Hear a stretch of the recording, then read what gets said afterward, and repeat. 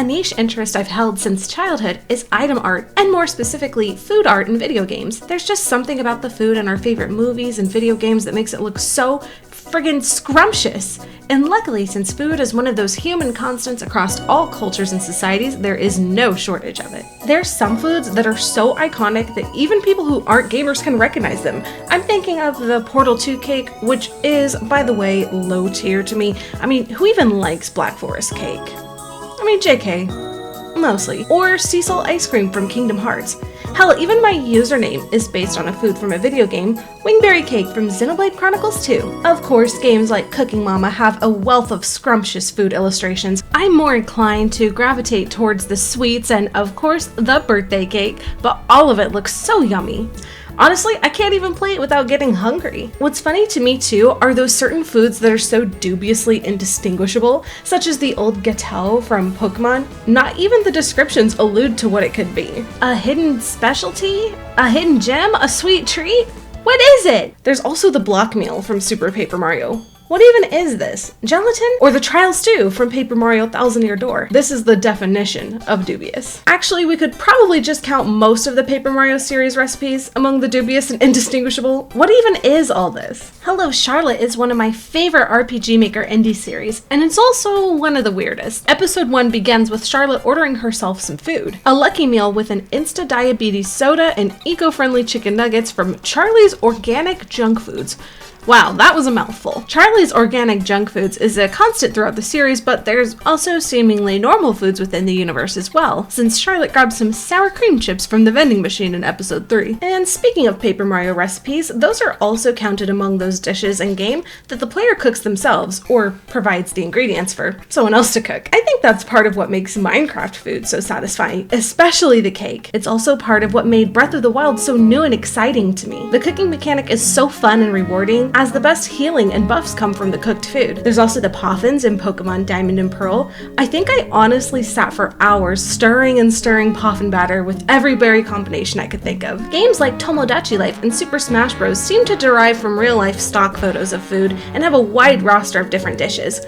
Look at this, I've even stumbled across the origins of the fancy cupcake and the yerba mate dishes from Tomodachi Life. Even though these foods don't have their own distinct art styles, it doesn't detract from how good they look. Omori is one of my favorite games of all time. For its item art, it takes a distinct but charming black and white chalkboard sketch style.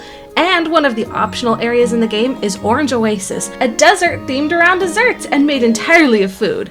Look at the little birthday candles. It's like it was made for me. All the healing items are in the form of snacks, and there's tons of them too. The combo meal and snow cone look especially appetizing to me. I mentioned the old gâteau earlier, which is one of the local specialties within the Pokemon games. Other local specialties include Pewter Crunchies, Rage Candy Bar, Lava Cookie, Castelia Cone, Lumiose, Galette, Chaleur Sable, and the Big Malasada. It's interesting how localization comes into play sometimes. The Rage Candy Bar is based on manju, a type of pounded rice cake. For Western audiences who wouldn't understand the origins, a candy bar is what localization settled on, which kind of holds up. The sprite does look a little like a candy bar wrapper, but to me it gets a little iffy when looking at the actual manju.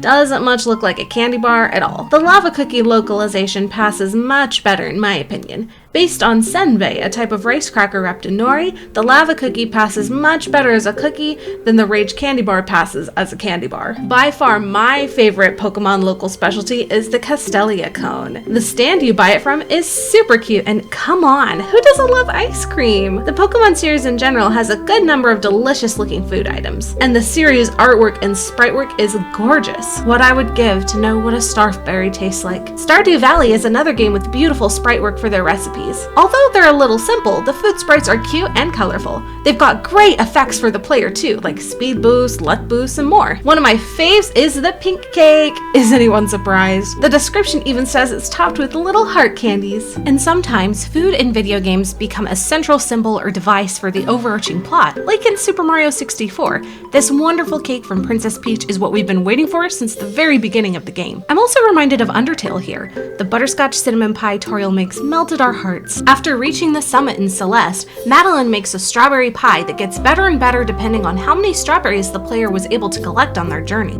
Undertale is one of the games that I wish had more item illustrations. There's a plethora of wacky food items mentioned that don't have illustrations, like CT, spider cider, nice cream, and of course, Temmie Flakes. It's just torn up pieces of colored construction paper. At least the food bot in the MTT brand Burger Emporium has some small illustrations in the background menu. Earthbound is another one of those games that I wish had item illustrations. There's so many iconic food items like the peanut cheese bar, brain food lunch, and the skip sandwich that sadly don't have any sprites or illustrations. Mother 3 does make up for this though with little sprites for all the items, even if they are a little simple. I'd also like to touch on the more obscure titles that I'm a fan of in the fictional food department. One is the Princess Maker 2 game from the 90s. Delicious cakes and lavish feasts are in store for our MC, but unfortunately you can't eat too much without adverse stat effects from being overweight. Yeah.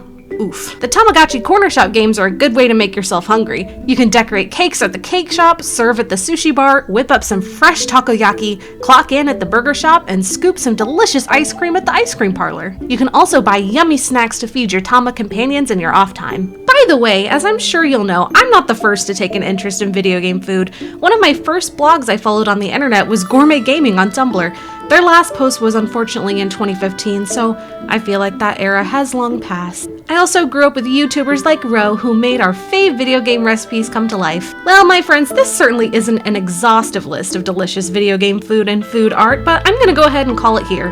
What's your favorite food from a video game? Let me know in the comments, and I might just make another one of these videos in the future.